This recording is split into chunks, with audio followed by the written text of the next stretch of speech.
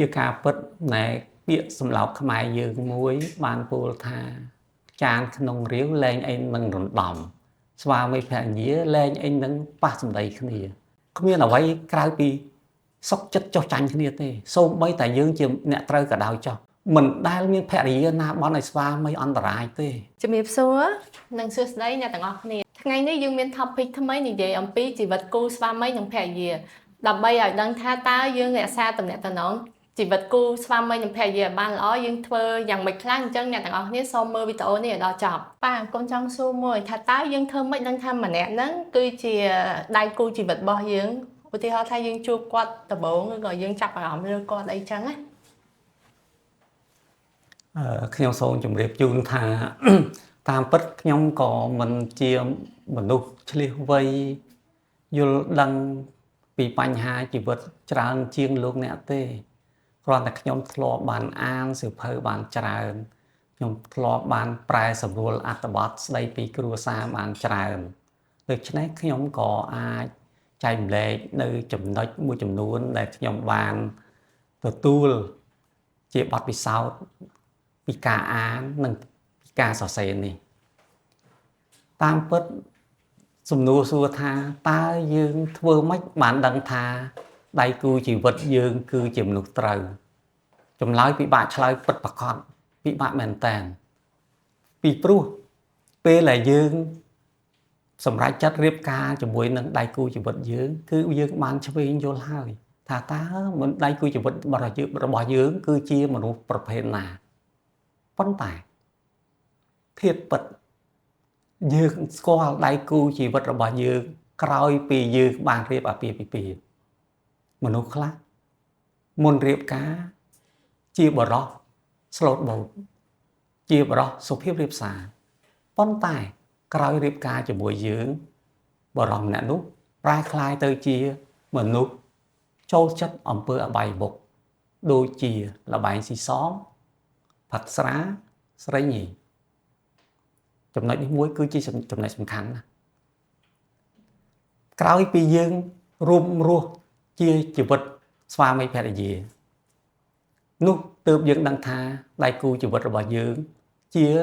មនុស្សត្រឹមត្រូវទៅតាមការជ្រើសរើសរបស់យើងដែរឬទេប៉ុន្តែសូមកុំអាលអស់សង្ឃឹមជួនកាលដៃគូជីវិតរបស់យើងគាត់មានការផ្លាត់ផ្លែងទៅតាមការអូសទាញរបស់មិត្តភក្តិដើរធ្លាក់ចូលទៅក្នុងផ្លូវមួយដែលមិនត្រឹមត្រូវយើងអាចអូសទាញគាត់បានដោយសារយើងអាចពន្យល់មូលហេតុណែនាំនិងអូសទាញគាត់ឲ្យមករកផ្លូវត្រូវវិញបានចា៎បាទអញ្ចឹងនៅពេលដែលយើងខ្លាចជាគូស្វាមីភរិយានឹងគ្នាហើយតើមានកលិសំខាន់អីដើម្បីធ្វើម៉េចរក្សាចំណងហ្នឹងឲ្យបានល្អដូចខ្ញុំបានជម្រាបជូនខាងមុនណែស្វាមីភរិយាត្រូវតែមានចំណុច3គឺយល់ចិត្តគ្នាយកចិត្តគ្នានិងការបដិញ្ញាចិត្តមិនបោះបង់ចោលគ្នាឧទាហរណ៍យើងណែស្វាមីដោយសារយើងបានទៅខ្សែគប់នឹងមនុស្សមិនល្អហើយភរិយាបានអូសទាញយើងថាបងធ្វើនេះមិនត្រឹមត្រូវទេឧទាហរណ៍ថាយើងទៅខ្សែគ្រឿងស្រវឹងយើងទៅលេងល្បែងស៊ីសងយើងជាស្វាមីយើងត្រូវភ្ញាក់រលឹកហើយយើងពិចារណាមើលតើការអូសទាញរបស់ភរិយាយើងត្រឹមត្រូវដែរទេបន្ទាប់ពីពិចារណាយើងឃើញថាគោលបំណងនៃការអូសទាញនោះទី1មិនចង់ឲ្យយើងមានបញ្ហាសុខភាពមិនចង់ឲ្យយើងបាត់បង់ប្រកាសដូច្នេះយើងស្វាមីត្រូវទទួលស្គាល់ការពិតយើងត្រូវយល់ពីចិត្តរបស់ភរិយាហើយធ្វើតាមគាត់ដោយលះបង់នៅអំពើអបាយមុខនោះបន្ទាប់មកដល់ចំណុចយកចិត្ត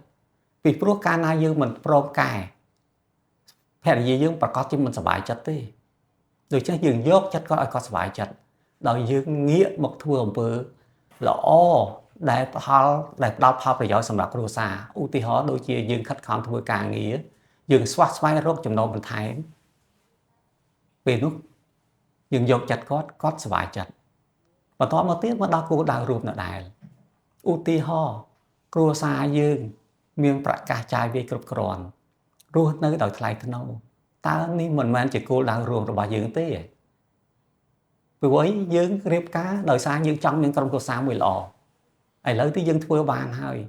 នេះគឺជាគោលដៅរួមរវាងស្វាមីនិងភរិយា ប៉ាខ្ញុំមានសំណួរមួយទៀតរវាងស្វាមីនិងភរិយាតើយើងធ្វើម៉េចក្នុងការកំណត់គោលដៅរួមជាមួយគ្នា ធម្មតាបរិសម្នាក់និងនារីម្នាក់មុននឹងចុះរោងការសុទ្ធតែបានជជែកគ្នាអំពីអនាគតគឺជាគោលដៅរួមរបស់បរិសនិងនារីម្នាក់ដែលក្រោយអភិពាហ៍បានក្លាយជាស្វាមីភរិយារស់នៅក្នុងសង្គមយើងត្រូវចូលឲ្យចុះក្នុងសង្គមយើងមិនអាចរស់នៅដាច់ដោយឡែកពីសង្គមបានទេនៅក្នុងសង្គមស្វាមីនិងភរិយាត្រូវមានការងារធ្វើដូច្នេះស្វាមីក៏មានការងារភរិយាក៏មានការងារស្វាមីភរិយាខ្លះមានការងារដាច់ដោយឡែកពីគ្នាមានន័យថាស្វាមីបម្រើការងាររដ្ឋភរិយាក៏បម្រើការងាររដ្ឋស្វាមីភរិយាខ្លះគឺភរិយានៅផ្ទះបំពេញគេហកិច្ចមានន័យថាថែទាំផ្ទះសម្បែងថែទាំបុត្រធីតានោះសុទ្ធតែការងារបន្ទាប់មកយើងត្រូវមានអីទៀតយើងត្រូវមានផ្ទះសម្បែងដូច្នេះផ្ទះសម្បែងគឺជាជំរកដ៏សុខសាន្តនៃក្រុមគ្រួសារនៅក្នុងសង្គមយើងត្រូវធ្វើដំណើរគ្រប់ទីកន្លែងឧទាហរណ៍ដូចជាទៅធ្វើការងារទៅចូលរួមពិធីបុណ្យចូលរួមពិធីអាពាហ៍ពិពាហ៍យើងត្រូវមានមធ្យោបាយធ្វើដំណើរដូច្នេះយើងត្រូវមានមធ្យោបាយធ្វើដំណើរមួយសមស្របទៅតាមលទ្ធភាពនៃប្រាក់ចំណូលរបស់យើងដំបូងយើងមានជាម៉ូតូក្រោយពីសន្សំបានយើងអាចមានទៅជារថយន្តជាដើមនោះគឺជាគោលដៅរួមរបស់ស្វាមីនិងភរិយាមានន័យថារស់ដោយសេចក្តីថ្លៃថ្នូររុងរឿងក្នុងសង្គមធម្មតារស់នៅមួយគ្នាតែតែមានបញ្ហាឆ្លោះតោះតេងគ្នាតិចតួចឯងអញ្ចឹងនៅពេលដែលបញ្ហាហ្នឹងកើតឡើងតើរវាងស្វាមីនិងភរិយាតើគួរដោះស្រាយបែបណាប៉ាតើប៉ាអាចចែកម្លែកបានទេជាការពិតណែពាក្យសម្លោកខ្មែរយើងមួយបានពោលថាចានក្នុងរាវលែងអីនឹងរំដំស្វាមីភរិយាលែងអីនឹងប៉ះសម្ដីគ្នាជារឿងធម្មតាមិនមែនជារឿងចម្លែកទេប៉ុន្តែយើងត្រូវចេះកំណត់ចំនួនរវាងស្វាមីភរិយាពីធំឲ្យមកតូចពីតូចឲ្យមកអត់រឿងអត់បញ្ហាអត់ចំនួនគ្មានអ្វីក្រៅពីសុខចិត្តចោះចាញ់គ្នាទេសូម្បីតែយើងជាអ្នកត្រូវក៏ដោយចោះយើងអាចគិតថាដើម្បីសម្រាលស្ថានភាពតាំងតែងនេះឲ្យបានធូរស្រាលយើងនិយាយថាសុំទោសរួចយើងឈប់បន្តនិយាយអំពីរឿងចំនួនតទៅទៀតពេលនោះចំនួននឹងត្រជាក់នឹងស្រាកស្រានប៉ុន្តែបើយើងប្រកាន់សេចក្តីមានអ្នកចចេះចង់ឈ្នះចង់ចាញ់ពិតប្រាកដណាស់អ្នកឈ្នះហើយក្នុងចំនួនប៉ុន្តែអ្នកចាញ់ក្នុងសុភមង្គលគ្រួសារនិយាយឲ្យស្រួលស្ដាប់គ្រួសារអ្នកបែកបាក់គ្នាតាមបទពិសោធន៍របស់ប៉ាតើប៉ាមានកលឹះបែបណាខ្លះដើម្បីឲ្យជីវិតគូស្វាមីរក្សាទំនាក់ទំនងបានល្អខ្ញុំសូមជម្រាបជូននៅក្នុងលក្ខខណ្ឌកលៈទេសៈនិងស្ថានភាពបច្ចុប្បន្នខ្ញុំបានធ្លាប់អានអត្ថបទបរទេសក្តីខ្មែរក្តីរឿងប្រឡោមលោកក្តីឃើញថាបញ្ហាកើតក្នុងគ្រួសារបច្ចុប្បន្ននេះច្រើនតែបង្កឡើងដោយភាគីស្វាមីខ្ញុំជម្រាបជូននេះមិនមែនមានន័យថាខ្ញុំកាន់ជើងនារីទេភាគច្រើនស្វាមីមិនសូវស្ដាប់ភរិយាឧទាហរណ៍ភរិយាសនោមពរឲ្យជួយធ្វើការងារឲ្យជួយសម្រាប់បន្ទុកស្វាមីមិនសូវយកចិត្តទុកដាក់ទេតែបើមិត្តភក្តិទូរស័ព្ទមកថាតោះទៅផាត់ស្វាមីបោះចោលទាំងអស់ការងារគឺទៅទោះបីភរិយាខាត់ក៏មិនស្ដាប់ដែរហើយបើសួរខ្ញុំថាដូច្នេះតើត្រូវធ្វើម៉េចដើម្បីកុំឲ្យមានបញ្ហាដើម្បីកាត់បន្ថយឲ្យបានជាអតិបរមាខ្ញុំជម្រាបជូនមួយម៉ាត់តែប្រកាសជាសុភាពបរិសទាំងអស់មិនយល់ព្រមនឹងខ្ញុំទេត្រូវចេះខ្លាចប្រពន្ធខ្លាចប្រពន្ធត្រង់នេះមិនមែនខ្លាចដូចខ្លាទេខ្លាចប្រពន្ធពិបាកចិត្តខ្លាចប្រពន្ធយំ ខ្លាចប្រពន្ធការទុកខ្លាចប្រពន្ធខូចសុខភាពខ្លាចប្រពន្ធឡើងឈាមកាលណាយើងខ្លាចប្រពន្ធនោះស្វាមីនឹងធ្វើអំពើល្អព្រោះមិនដែលមានភរិយាណាបន់ឲ្យស្វាមីអន្តរាយទេទោះបីស្វាមីទៅកន្លែងសប្បាយរីករាយទៅច្រៀងខារ៉ាអូខេក៏ភរិយានៅផ្ទះនឹងបន់ឲ្យស្វាមីវិលត្រឡប់មកផ្ទះវិញឲ្យសុខសាន្តដែរមិនដែលមានភរិយាណាបន់ឲ្យស្វាមីក្រទេដូច្នេះបើយើងខ្លាចប្រពន្ធបន្តិចដូចជាមិនខុសទាស់ទេខ្លាចប្រពន្ធចូលមិនចុះក្នុងសង្គមខ្ញុំទិញខ្សែកជូនប្រពន្ធខ្ញុំពាក់ខ្លាចប្រពន្ធខ្មាស់គេខ្ញុំផ្ដល់ជូននាងនៅប្រាក់គ្រប់ចំនួនដើម្បីនាងស្លៀកពាក់ឲ្យបានល្អចូលចុះក្នុងសង្គមខ្លាចប្រពន្ធមិនមានកិត្តិយសខ្ញុំទៅណាមកណាខ្ញុំនាំនាងទៅជាមួយហើយខ្ញុំណែនាំថានេះគឺជាភរិយារបស់ខ្ញុំនៅមានចំណុចខ្លាចច្រើនទៀតហើយសុភាពបរិសុទ្ធទាំងអស់ដែលមើលវីដេអូនេះប្រហែលជាដឹងច្រើនជាងខ្ញុំហើយសូមជួយបន្ថែមផងអ្វីដែលខ្ញុំជម្រាបជូនគឺដើម្បីសុភមង្គលនៃក្រុមគ្រួសារយើងចាអញ្ចឹងជាចុងក្រោយតាប៉ាមានជាមតិយោបល់អីដើម្បីថាចែកម្លែកទៅគូស្វាមីភរិយាវ័យក្មេងបន្ថែមទៀតបើនិយាយថាខ្ញុំអាចជម្រាបជូននិងចែកម្លែកបទពិសោធន៍នៃជីវិតជូនចំពោះយុវជនហាក់ដូចជាមិនសូវត្រឹមត្រូវទេពីព្រោះមានពាក្យបង្អាប់លេងថា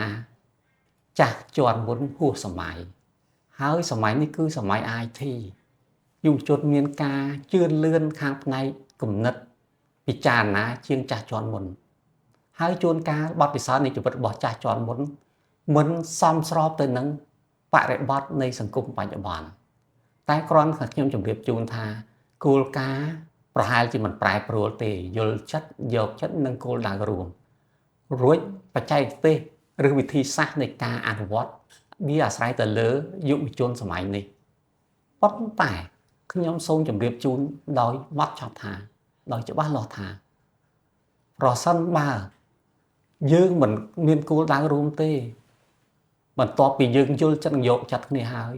ខ្ញុំសូមសួរវិញតើក្នុងជីវិតដែលយុវជនមិនពេញចិត្តរហូតដល់លែងលះគ្នាដោយហេតុអីមិនចុះសម្រងជីវិតនេះគ្នាតើអ្នកនឹងលែងហើយរៀបការចំនួនប្រមាណដងក្នុងមួយជីវិតនេះម៉ូតូអស់សាំងអ្នកត្រូវចាក់សាំងមិនបោះម៉ូតូចោលទេជាការពិតលើកលែងតែដំណោះស្រាយលែងទៅរួចវិធីសាស្ត្រនៃការលែងលះគ្នាគឺជាដំណាក់កាលចុងក្រោយហើយប៉ុន្តែប្រសិនបើភាគីទាំងពីរស្វាមីភរិយាមានឆន្ទៈដូចគ្នាមានន័យថាស្រោចស្រង់ជីវិតរបស់ពីរនេះខ្ញុំគិតថានៅតែមានដំណោះស្រាយលះបង់អ្វីដែលខ្លួនចូលចិត្តទទួលយកអ្វីដែលខ្លួនមិនចូលចិត្តចាអញ្ចឹងការចែកម្លែកសម្រាប់កលឹះឬក៏យើងនិយាយថាធ្វើម៉េចអាសាតំណែងជីវិតគូស្វាមីភរិយាឲ្យបានល្អហ្នឹងគឺមកដល់ទីបញ្ចប់ហើយក៏សូមអរគុណអ្នកទាំងអស់គ្នាក្នុងការមើលវីដេអូនេះដល់ចប់ហើយខ្ញុំទាំងពីរនាក់ក៏សូមខន្តីអភ័យទោសនៅចំណុចខ្វះខាតមួយចំនួនអញ្ចឹងខ្ញុំសង្ឃឹមថាអ្នកទាំងអស់គ្នានឹងចាប់បានកលឹះសំខាន់ដើម្បីធ្វើម៉េចអាសាចំណងឬក៏តំណែងជីវិតគូហ្នឹងគឺមាន3យកចិត្តយល់ចិត្តនិងធ្វើម៉េចកំណត់គោលដៅរួមឲ្យបានត្រឹមត្រូវអញ្ចឹងបើសិនជាអ្នកទាំងអស់គ្នាចង់ដឹងពីប្រធានបទណាមួយផ្សេងទៀតអ្នកទាំងអស់គ្នាអាច comment ខាងក្រោមនេះបានអរគុណ